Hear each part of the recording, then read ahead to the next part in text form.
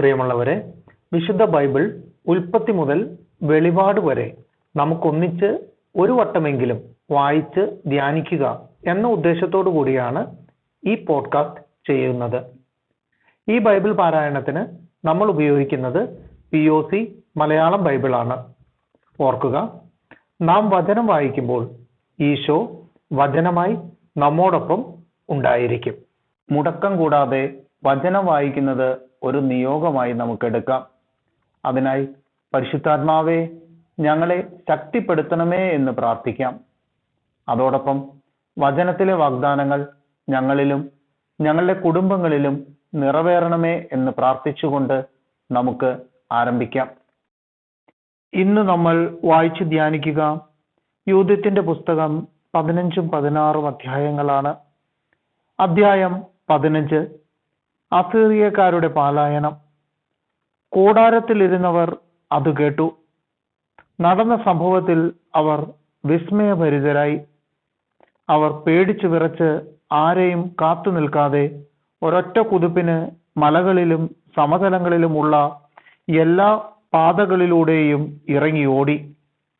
ബത്തൂലയ്ക്ക് ചുറ്റുമുള്ള കുന്നുകളിൽ പാളയമടിച്ചിരുന്നവരും പലായനം ചെയ്തു.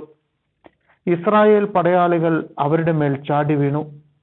ഉസിയ ആകട്ടെ ബത്തോമസ്തായി, ബേബായ്, കോബ, കോള എന്നിവിടങ്ങളിലേക്കും ഇസ്രായേലിന്റെ അതിർത്തികളിലേക്കും ആളുകളെ അയച്ച് സംഭവിച്ചതെന്തെന്ന് അറിയിക്കുകയും തങ്ങളുടെ ശത്രുക്കളെ ആക്രമിച്ച് നശിപ്പിക്കാൻ അവരെ ആവേശം കൊള്ളിക്കുകയും ചെയ്തു. വാർത്ത കേട്ട ഇസ്രായേൽക്കാർ ഒറ്റക്കെട്ടായി ശത്രുവിന്റെ മേൽ ചാടി വീഴുകയും അവരെ അരിഞ്ഞു വീഴ്ത്തിക്കൊണ്ട് കോബ വരെ പിന്തുടരുകയും ചെയ്തു. ജെറുസലേമിലും മലമ്പ്രദേശത്തും ഉണ്ടായിരുന്നവരും വന്നു ചേർന്നു. ശത്രുപാളയത്തിലുണ്ടായ സംഭവം അവരെയും അറിയിച്ചിരുന്നു. ഗിലെയാദിലും ഗലീലിയിലും വസിച്ചിരുന്നവർ ദമാസ്കസിനും അതിർത്തികൾക്കും അപ്പുറം വരെ ശത്രുക്കളെ കടന്നാക്രമിച്ച് വൻപിച്ച കൊല നടത്തി. ശേഷിച്ച ബത്തൂലിയക്കാർ അസീറിയക്കാരുടെ പാളയം കൊള്ള ചെയ്ത് ധാരാളം മുതൽ കൈവശമാക്കി. സംഹാരം കഴിഞ്ഞ് ഇസ്രായേൽക്കാർ മടങ്ങി വന്ന് ശേഷിച്ചത് കൈവശപ്പെടുത്തി. സമതലത്തിലും മലമ്പ്രദേശത്തും ഉണ്ടായിരുന്ന ഗ്രാമങ്ങളിലും പട്ടണങ്ങളിലും ധാരാളം കൊള്ള മുതൽ ചെന്നെത്തി. അത് അത്രയധികമുണ്ടായിരുന്നു. ഇസ്രായേൽ ആഹ്ലാദിക്കുന്നു. കർത്താവ് ഇസ്രായേലിന് ചെയ്ത നന്മകൾക്ക് സാക്ഷ്യം വഹിക്കുകയും യൂഥത്തിനെ സന്ദർശിച്ച് മംഗളം ആശംസിക്കുകയും ചെയ്യാൻ പ്രധാന പുരോഹിതനായ യോവാക്കിമും ജെറുസലേമിലെ ഇസ്രായേൽക്കാരുടെ ആലോചനാ സംഘവും വന്നു. അവളെ കണ്ട മാത്രയിൽ അവർ ഏകസ്വരത്തിൽ അനുഗ്രഹാശിസുകൾ വർഷിച്ചു. ജെറുസലേമിന്റെ ഉന്നതിയും ഇസ്രായേലിന്റെ മഹിമയും ദേശത്തിന്റെ അഭിമാനവുമാണ് നീ. നീ ഒറ്റയ്ക്ക് ഇതെല്ലാം ചെയ്ത് ഇസ്രായേലിന് വലിയ നന്മ ചെയ്തിരിക്കുന്നു. ദൈവം അതിൽ പ്രസാദിച്ചിരിക്കുന്നു. സർവശക്തനായ കർത്താവ് നിന്നെ എന്നേക്കും അനുഗ്രഹിക്കട്ടെ. ജനക്കൂട്ടം പറഞ്ഞു, അങ്ങനെ സംഭവിക്കട്ടെ. ജനം 30 ദിവസം പാളയം കൊള്ളയടിച്ചു. അവർ ഹോളോഫർണസിന്റെ കൂടാരവും വെള്ളിത്തട്ടങ്ങളും ശയ്യകളും പാത്രങ്ങളും ഗ്രഹോപകരണങ്ങളും യൂഥത്തിന് നൽകി. അവ കഴുതപ്പുറത്ത് കയറ്റുകയും വണ്ടികൾ കൂട്ടിയിണക്കി സാധനങ്ങൾ അതിൽ കൂമ്പാരം കൂട്ടുകയും ചെയ്തു. അപ്പോൾ ഇസ്രായേലിലെ സ്ത്രീകളെല്ലാവരും കൂടെ അവളെ കാണാനെത്തി. അവർ അവൾക്ക് ആശിസരുളി. ചിലർ അവളുടെ മുൻപിൽ നൃത്തം ചെയ്തു. അവളാകട്ടെ മരച്ചില്ലകൾ എടുത്ത് തന്നോടുകൂടെ ഉണ്ടായിരുന്ന ആ സ്ത്രീകൾക്ക് നൽകി. അനന്തരം അവളും കൂടെ ഉണ്ടായിരുന്നവരും ഒലിവിലകൾ കൊണ്ട് കിരീടമുണ്ടാക്കി അണിഞ്ഞു. ആ മഹിളകളുടെ മുൻപിൽ നിന്ന് നൃത്തം ചെയ്ത് അവരെ നയിച്ചുകൊണ്ട് അവൾ ജനത്തിന്റെ മുൻപിൽ പോയപ്പോൾ ആയുധധാരികളായ ഇസ്രായേൽ പുരുഷന്മാർ പൂമാലകൾ അണിഞ്ഞ് പാട്ടുപാടിക്കൊണ്ട് അവരെ അനുഗമിച്ചു. യൂഥിത്ത് ഇസ്രായേൽ ജനത്തിന്റെ മുൻപിൽ നിന്നുകൊണ്ട് കൃതജ്ഞതാസ്തോത്രം ആലപിച്ചു. ജനം ആ സ്തുതിഗീതം ഉച്ചത്തിൽ ഏറ്റുപാടി. അധ്യായം 16, യൂഥിത്തിന്റെ കീർത്തനം. യൂഥിത്ത് പാടി, എന്റെ ദൈവത്തിന് തമ്പുരുമീട്ടി ഒരു ഗാനം ആരംഭിക്കുവിൻ. എന്റെ നാഥന് കൈത്താളം കൂട്ടി ഒരു നവകീർത്തനം ആലപിക്കുവിൻ. അവിടുത്തെ പുകഴ്ത്തുവിൻ, അവിടുത്തെ നാമം വിളിച്ചപേക്ഷിക്കുവിൻ. ദൈവമാണ് യുദ്ധങ്ങളെ തകർക്കുന്ന കർത്താവ്. എന്നെ പിന്തുടർന്നവരുടെ കൈകളിൽ നിന്ന് അവിടുന്ന് എന്നെ രക്ഷിച്ചു. ജനത്തിന്റെ മധ്യത്തിൽ അവിടുത്തെ പാളയത്തിലേക്ക് എന്നെ നയിച്ചു. വടക്കുള്ള പർവ്വതങ്ങളിൽ നിന്ന് അസീറിയക്കാരൻ ഇറങ്ങി വന്നു. എണ്ണമറ്റ യോദ്ധാക്കളുമായി അവൻ വന്നു. അവരുടെ സമൂഹം താഴ്വരകളിൽ നിറഞ്ഞു. അവരുടെ കുതിരപ്പട കുന്നുകളെ മൂടി. എന്റെ നാട് അഗ്നിക്കിരയാക്കുമെന്നും യുവാക്കളെ വാളിനിരയാക്കുമെന്നും പൈതങ്ങളെ നിലത്തടിക്കുമെന്നും കുട്ടികളെ ഇരയായി പിടിക്കുമെന്നും കന്യകകളെ കൊള്ള മുതലായി കൈക്കലാക്കുമെന്നും അവൻ അഹങ്കരിച്ചു. എന്നാൽ സർവശക്തനായ കർത്താവ് ഒരു സ്ത്രീയുടെ കൈയാൽ അവന്റെ പദ്ധതികൾ തകിടം മറിച്ചു. യുവാക്കളുടെ കരങ്ങളല്ല അവരുടെ ശക്തനെ വീഴ്ത്തിയത്. മല്ലന്മാരുടെ മക്കൾ അവനെ തകർത്തില്ല. അതികായന്മാർ അവന്റെ മേൽ ചാടി വീണില്ല. എന്നാൽ മെറാറിയുടെ പുത്രി യൂദിത്ത് വദന ലാവണ്യത്താൽ അവനെ കീഴടക്കി.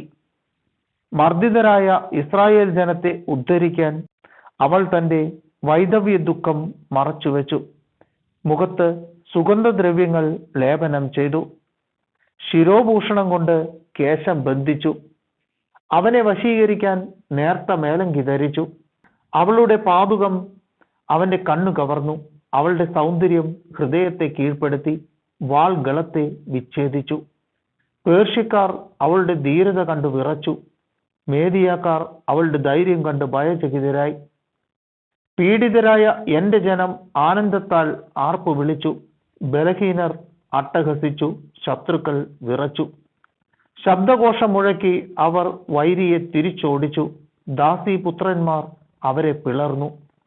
അഭയാർത്ഥികളുടെ മക്കളെന്നോണം അവർ മുറിവേൽപ്പിക്കപ്പെട്ടു. എന്റെ കർത്താവിന്റെ സൈന്യത്തിന്റെ മുൻപിൽ അവർ നശിച്ചു. ഞാൻ എന്റെ ദൈവത്തിന് ഒരു പുതിയ കീർത്തനം ആലപിക്കും. കർത്താവെ, അങ്ങ് ഉന്നതനും മഹിമയാർന്നവനുമല്ലോ, അത്ഭുത പരാക്രമിയും അജയ്യനുമല്ലോ. അങ്ങയുടെ സൃഷ്ടികളെല്ലാം അങ്ങയെ സേവിക്കട്ടെ. അങ്ങ് കൽപ്പിച്ചു, അവ ഉളവായി. അവിടുന്ന് ആത്മാവിനെ അയച്ചു, അത് അവയ്ക്ക് രൂപമേകി. അവിടുത്തെ സ്വരം അപ്രതിരോധ്യമാണ്. പർവ്വതങ്ങളുടെ അടിത്തറ തിരമാലകൾ കൊണ്ട് ഇളകും. അങ്ങയുടെ മുൻപിൽ പാറകൾ മെഴുകുപോലെ ഉരുകും. എന്നാൽ അങ്ങയുടെ ഭക്തരോട് അങ്ങ് കരുണ കാണിച്ചു കൊണ്ടിരിക്കും. സുരഭില കാഴ്ചയായി അവിടത്തേക്ക് അർപ്പിക്കുന്ന ബലി നിസാരം. ദഹന ബലികൾക്കുള്ള കൊഴുപ്പ് എത്ര തുച്ഛം. എന്നാൽ കർത്താവിന്റെ ഭക്തൻ എന്നേക്കും വലിയവനായിരിക്കും. എന്റെ ജനത്തെ എതിർക്കുന്ന രാജ്യങ്ങൾക്ക് കഷ്ടം. വിധി ദിനത്തിൽ സർവശക്തനായ കർത്താവ് അവരോട് പ്രതികാരം ചെയ്യും. അവരുടെ ശരീരങ്ങളിലേക്ക് തീയും പുഴുക്കളും അയക്കും. വേദനയാൽ അവർ നിത്യം വിലപിക്കും. ജെറുസലേമിലെത്തിയപ്പോൾ അവർ ദൈവത്തെ ആരാധിച്ചു. ശുദ്ധീകരണം കഴിഞ്ഞ ഉടനെ ജനം ദഹനബലികളും സാഭീഷ്ട കാഴ്ചകളും മറ്റു കാഴ്ചകളും അർപ്പിച്ചു. യൂദിത്ത് ജനം തനിക്ക് നൽകിയ ഹോളോഫർണസിന്റെ പാത്രങ്ങൾ ദൈവത്തിന് സമർപ്പിച്ചു. അവന്റെ കിടക്കറയിൽ നിന്ന് തനിക്കായി എടുത്തിരുന്ന മേൽക്കട്ടി അവൾ കർത്താവിന് നേർച്ചയായി അർപ്പിച്ചു. ജനം ജെറൂസലേമിൽ വിശുദ്ധ മന്ദിരത്തിന്റെ മുൻപിൽ 3 മാസക്കാലം ഉത്സവാഘോഷങ്ങൾ നടത്തി. യൂദിത്ത് അവരോടൊപ്പം വസിച്ചു. യൂദിത്തിന്റെ അന്തിമ വർഷങ്ങൾ. അതിനുശേഷം അവർ തങ്ങളുടെ പിതൃഭവനങ്ങളിലേക്ക് മടങ്ങി. യൂദിത്ത് ബത്തൂലായിലേക്ക് പോയി. ജീവിതകാലം മുഴുവൻ സകല ജനത്തിനും ആദരണീയയായി അവൾ അവിടെ തന്റെ ഭൂമിയിൽ വസിച്ചു. അവളെ വിവാഹം ചെയ്യാൻ പലരും ആഗ്രഹിച്ചു. എന്നാൽ തന്റെ ഭർത്താവ് മനാസെ മരിച്ച പിതാക്കന്മാരോട് ചേർന്നതു മുതൽ ജീവിതകാലം മുഴുവൻ അവൾ വിധവയായി കഴിഞ്ഞു. അവളുടെ യശസ് നിരന്തരം വർദ്ധിച്ചു വന്നു. വൃദ്ധയായി 105 വയസ്സുവരെ അവൾ ഭർതൃഗൃഹത്തിൽ വസിച്ചു. അവൾ തന്റെ ദാസിയെ സ്വതന്ത്രയാക്കി. യൂദിത്ത് ബത്തൂലിയായിൽ വെച്ച് മൃതിയടഞ്ഞു. ഭർത്താവായ മനാസയെ അടക്കിയ കല്ലറയിൽ അവർ അവളെ സംസ്കരിച്ചു. ഇസ്രായേൽ ജനം അവളെ ഓർത്ത് 7 ദിവസം ദുഃഖമാചരിച്ചു. അവൾ മരിക്കുന്നതിന് മുൻപ് സ്വത്തുക്കൾ ഭർത്താവായ മനാസയുടെ ഉറ്റ ബന്ധുക്കൾക്കും തന്റെ ഏറ്റവും അടുത്ത ചാർച്ചക്കാർക്കും വീതിച്ചു കൊടുത്തു. യൂദിത്തിന്റെ കാലത്തോ അവളുടെ മരണത്തിനു ശേഷം ദീർഘകാലത്തേക്കോ ആരും ഒരിക്കലും ഇസ്രായേൽ ജനതയെ ഭീഷണിപ്പെടുത്തിയിട്ടില്ല.